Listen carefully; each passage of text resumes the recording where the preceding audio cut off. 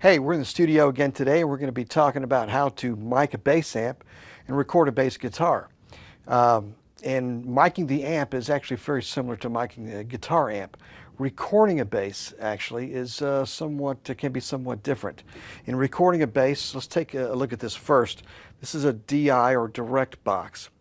And a lot of times we'll record a bass guitar by plugging it directly into the direct box, and then this comes out and goes into your amplifier, or back here goes into the mic that goes into the, or mic input that goes into the console.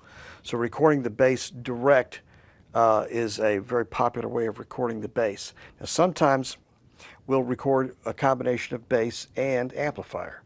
Now in the combination method, recording the bass direct and the amplifier, what we want to do is get the direct sound, which is sometimes a little cleaner sound, recorded on one channel, if we have the channels to spare, and then we'll record it through a bass amplifier for the other channel.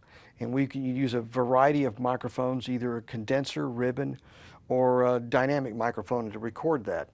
And if it's a live situation, you'll want to get it as close to the amplifier as possible. This is both in a guitar and a bass situation.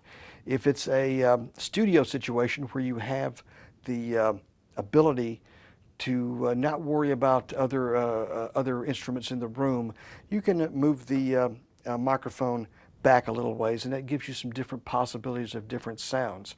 Because you're going to get your nice, tight, clean sound from your direct box and a more grittier type of ampy sound, tubey sound, if you're using that, from the amplifier.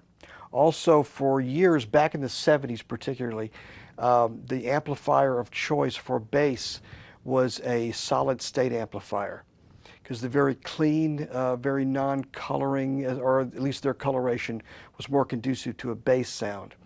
And what we've gone back to today in today's recording is kind of where we were back in the 60s.